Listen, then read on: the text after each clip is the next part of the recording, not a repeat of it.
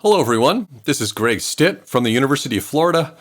In this video, I am going to show you how to synthesize the RTL code for your AFU using Intel's Quartus tools. I will then show you how to configure the FPGA in the platform acceleration card so that it is loaded with the AFU. And then I will finally show you how to basically run software that communicates with the actual platform acceleration card. And so I'm going to do this all on the DevCloud. So I am going to skip a bunch of steps. So I'm going to assume you know how to log on or how to create an account for the DevCloud, how to log on to it, how to find a node that has an FPGA. The reason I'm skipping that is that the procedure changes pretty frequently. And so I don't want to explain something that is no longer valid a week later.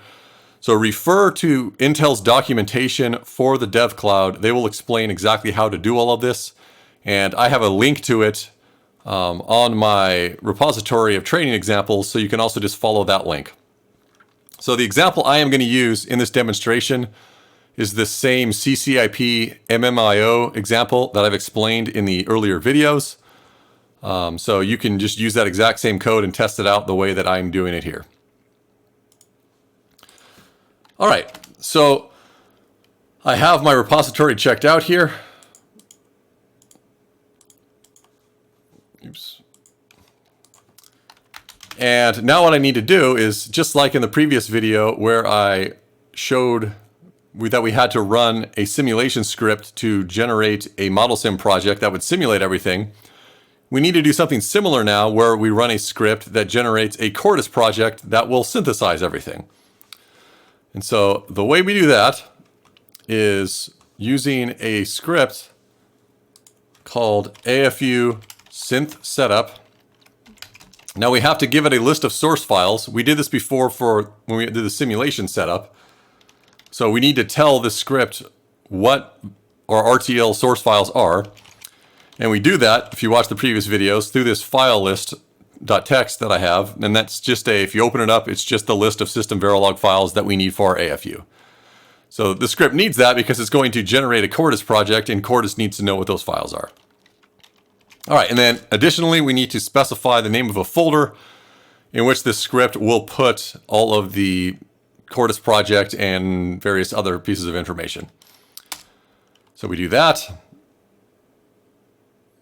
And now, if we do an ls, we should see there is this synth folder. So let's go into that synth folder. You can explore this if you want to. You don't have to synthesize something. If you're trying to do something advanced or you want to change something that the script generates by default, you can then obviously do it, but I'm going to skip that in this video until there's a need to actually explain it. What we need to do now is actually synthesize our design. And the way we do that is there's another script provided as part of the OPE installation. So basically we need to go to where OPE is installed. And if I do something like this, I can see that directory. So on this particular node of the DevCloud, this is the directory where OPE is installed. So within that directory, there is a bin folder. And within that bin folder, there is this run script. And we want to make sure that we're actually in this synth directory. Otherwise, this won't work. So we're in the synth directory. We're going to run the script. And this will do a bunch of things, and it will fire off Quartus, and it'll start compiling all of the source files that we specified. So if you've worked with Quartus before, you'll probably recognize a lot of these messages. These are just pieces of information that Quartus provides during the synthesis process. So unfortunately, this takes a while to compile, so we're not just going to wait for it to finish. But if there were problems with your synthesis, you would see errors pop up here, or you would see warnings. The warnings might be easy to miss. So you should always go back and look through log files, because there'll also be a bunch of warnings you can ignore. So I highly recommend looking through the synthesis logs even when this is done, just to make sure there was nothing really bad that happened. So it'll eventually finish if there were no errors. I'm just going to kill it because I don't want to wait for 15 minutes or however long it takes. So after it finishes, if there's no errors, there's still a few things you need to check. So you need to verify that all of the timing constraints for the design were met. So if they were met, then the script will output a message saying that design meets timing or something like that. I forget exactly what the message is. So if it says that, you are good to load it onto the FPGA. If you miss that, or if you just don't have a record of it because your console was lost or something, there's something you need to do to see whether or not everything met the timing constraints. So what I'm going to do is just go into a different folder here that is pre-synthesized. So the exact same code, I did the exact same procedure, I just ran it to completion. So what I'm going to do is go into this build folder. Within the build folder, there is this output files folder. Within that, there is this timing report folder. In fact, there's a bunch of other reports in here. So the fitter report, the placement report, the planning report, the routing report. If you want to see what went on during the entire process of compilation, you can read through all those reports. What we really want to check, though, is the timing reports. We want to make sure that there weren't any clocks in our design that violated their timing constraints. So this file right here is a report that basically specifies a list of the clocks that failed timing. So we can look at that file and see, and we can see that that file is empty. So that is good news. That basically means that all of the clocks were able to meet timing. So there's not going to be any issues there when we try to run this on the FPGA. Now, if you want to see information about the clocks that did meet timing, which is just all the clocks in the situation, you can run the path summary. You can look at that file. As you can see, there's a ton of clocks, so this probably isn't that meaningful to you. But if you want specific information about a certain clock, you can find it. And then what you would find is, if there was a clock that did not meet its timing constraint, you would find the same type of information in the fail.summary file, except the slack would be negative because it didn't meet timing.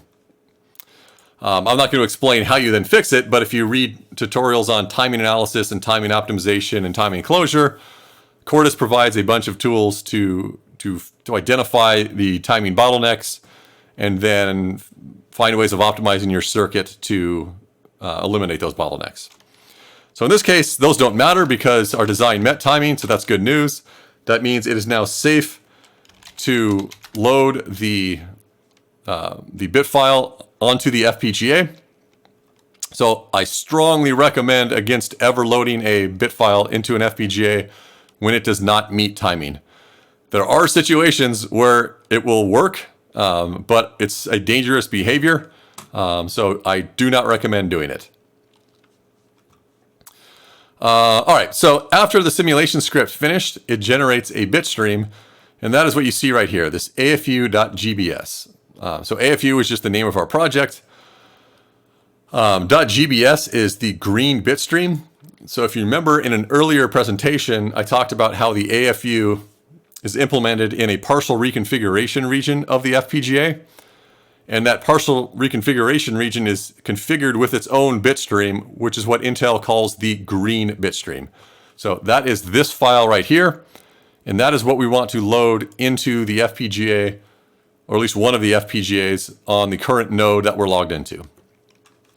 All right, so now the issue is we have to find some information about the node we're on to make sure that we are configuring the right device.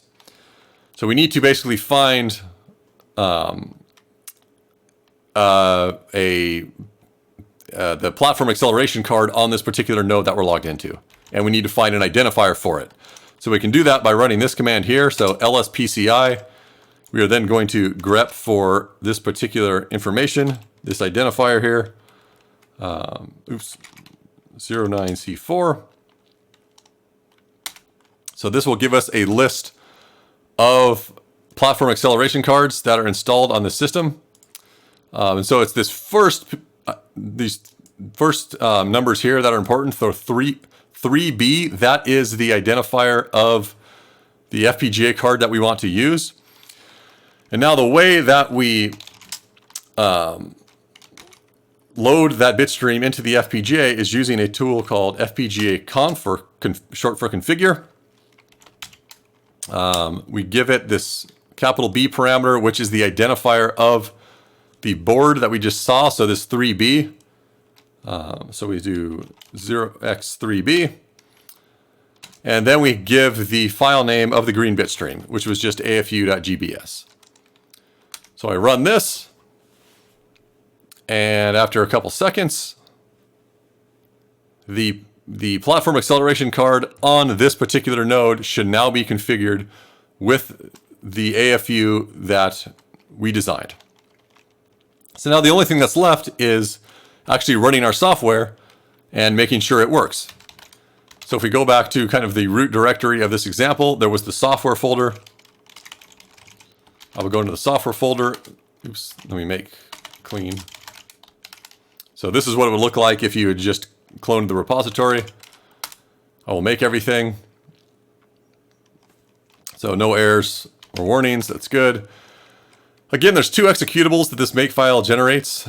AFU ASC is the simulation version. I talked about that in a previous video. There's also this AFU executable, which is the one we want to run when running this on the actual FPGA. So that contains some software code that is in this main.cpp file. I explained that in an earlier video, so I won't go over it again. Basically what it does is the AFU here just implements a memory mapped register. This software basically just reads and writes to that register to make sure that the communication is actually working as expected. So if I run the AFU executable, it's now going to communicate with the actual FPGA. So we run that, and basically I get this success message, so we know that it worked. So that's about all there is to this. If it didn't work, which is very common, so it's incredibly common to have a design that you simulate on an FPGA and have it work, and then put on the FPGA and it doesn't work. So don't think that you did something wrong in the compilation process if that occurred. That can be caused by a number of different issues that are really just related to digital design in general.